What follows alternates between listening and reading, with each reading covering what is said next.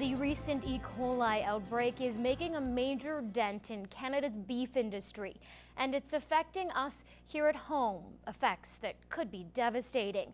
Local producers are upset with the way the situation is being handled, and as Peter Quinlan explains, many have more questions than answers.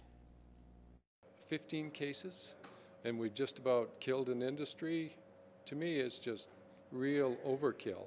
This is the consensus among area beef producers as they are hit hard once again by a crisis that is out of their hands. The cow-calf guy will ultimately carry the blow the same as he did with BSE. And unfortunately, we're just following along. We haven't learned from BSE. There are only 2 plants taking in most of Canada's beef, so when one goes down, the effects across the country can be devastating. I mean, yes, I feel bad for the workers at the plant, but you're looking at substantial reduction in income of most of the people across Western Canada. You got 40% of the cattle in Western Canada being slaughtered at that plant. The producers, the cow-calf people, are really going to be hit economically. Earlier today, the Southern Alberta meatpacking plant at the center of the crisis went back into business. But despite the return, producers believe the problem may be an even bigger one. We need to have some answers, and we need to have some accountability of who was responsible, because this didn't just happen overnight. There were signs and there was a lack of action, and we need some answers. In Fire Prevention Week, the message was have 2 escapes. Well, maybe our beef industry better look at having a multiple pronged plan. That's the best that they can do. But for now, all producers can do is wait for answers as the crisis continues to unfold, which isn't always easy. I know some guys that are up to their eyeballs right now, and it's a pretty stressful time. Hopefully JBS will step in and operate this plant, but on a higher level, we need to look at the structure of our industry and ask ourselves about having 2 plants doing most of the kill in Canada. The food is safe. We have to get that message out, but we have to stop this frenzy whenever there's a hiccup, because it is devastating to the industry. Peter Quinlan, Newcap News. Well, it's a first for Lakeland College, but its effects will be beneficial to our major industries across the region. Lakeland College held its first oil and gas career discovery day, so prospective students could learn more about the future career path. Elise Cox has more. The halls were packed at Lakeland College, but it wasn't just students racing to their next class. It was the first ever oil and gas discovery day for current and prospective students. It really did start out with employers asking for exactly this. We had employers saying that, how do we tap into the labor market that we need? So over 20 employers were on hand discussing job opportunities to give students an idea of what schooling they need to become a valuable oil and gas industry worker. There's so many opportunities within the oil and gas business, beyond working outside, beyond doing some of those traditional jobs that people would know exist in the oil and gas business. And so this is a great way for young people to be able to explore all the many opportunities and really get some hands-on and be able to speak to people working in the business. Kristin Kohlman is a field inspector and divides her time between field and office work, and her experience has now come full circle. I found it through a career fair actually like this. I was a student at Lakeland College in the Vermilion campus, and past co-student, I guess, she was hired on a year before, and I'd stopped by the booth and I was talking with her and I was like, I want your job. She also breaks the traditional mold by being a woman working in this male-populated industry. There's definitely more and more women out in these jobs. I would say sometimes when we show up to site, the operators are a little surprised to see a girl out there. Which proves the broad spectrum of jobs that are available to graduates. Once they graduated, they have many options. They could go work in industrial or oil field.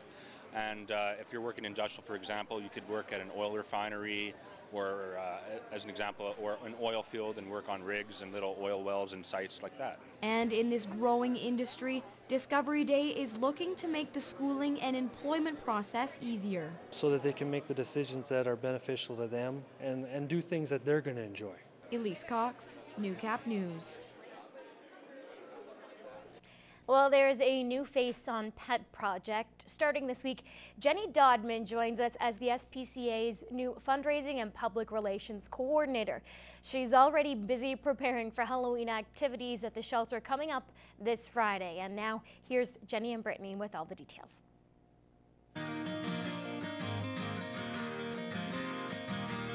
This is Callie. She's an Australian Shepherd Cross. She's about 3.5 years old, and she's spayed up to date on all her vaccinations. She just needs her rabies vaccine. And she'd be a really good family dog. Yeah, she seems really tolerable, and she really likes to have a good belly rub, and she rarely barks. She's got really great leash manners for walking, and also if you decided to take her for a jog, she's really good at maintaining the pace that you choose. She seems to be really social with both cats and dogs and would be good for any home. Another animal that likes to cuddle is Catalina. She's 2 years old, she's up to date on all her vaccines, she'll just need her rabies vaccine, and she also needs to be spayed. Catalina is a lot of fun. She loves to be picked up and play with lots of toys. She also likes lots of scratches behind her ears, and she's a little bit curious. You guys are having some Halloween activities at the shelter this Friday. Yeah, we call it Fright Night, and it's fun for the whole family. There's going to be a haunted house set up throughout the office, and also some glitter tattoos, crafts, and games for all of the kids. And what time can people start coming? Well, the SPCA will be open from 12 noon till midnight that night, and the Halloween activities will be going on from 3 until... A big day for ATCO Electric with its grand opening of its new energy-efficient operations center in Lloydminster. The opening featured the green features that have been installed into the building and the benefits those features bring to the border city. Will Cortez has the story. It gives us great pleasure to officially declare the opening of the Lloydminster Operations Center for ATCO Electric. The center is an environmentally friendly building, including a water capturing system on the rooftop, solar panels, and recycle items integrated wherever possible. Environmental responsibility and stewardship is important to ATCO Electric, and in any of our operations, making sure that we leave a positive reflection of the environment is something that's important to us. Other features include more tools, bigger offices, and the opportunity to combine all three operation facilities into one sole building. Lloydminster's mayor couldn't be more optimistic of the partnership between ATCO and the border city. Every time somebody makes a multi-million-dollar commitment and enhances our landscape, enhances our business community, and makes it a place that people would prefer to work, Lloydminster wins. We've operated in Lloydminster for 85 years, and this is an area that is special to us. The building is set up to handle future expansions. We've designed this building to be able to accommodate a certain amount of growth that we have forecast, and yeah, we believe that it can provide that for us. Will Cortez, Newcap News. Computer scams are one of the most common criminal activities.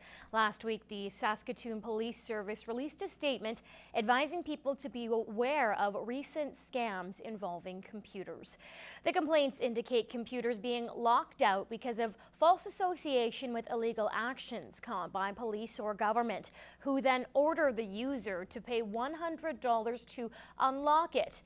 It's known as ransomware. They want you to subscribe to whatever or pay $29.95, and then it will release your computer again to you, even though there was nothing wrong with it to start off with.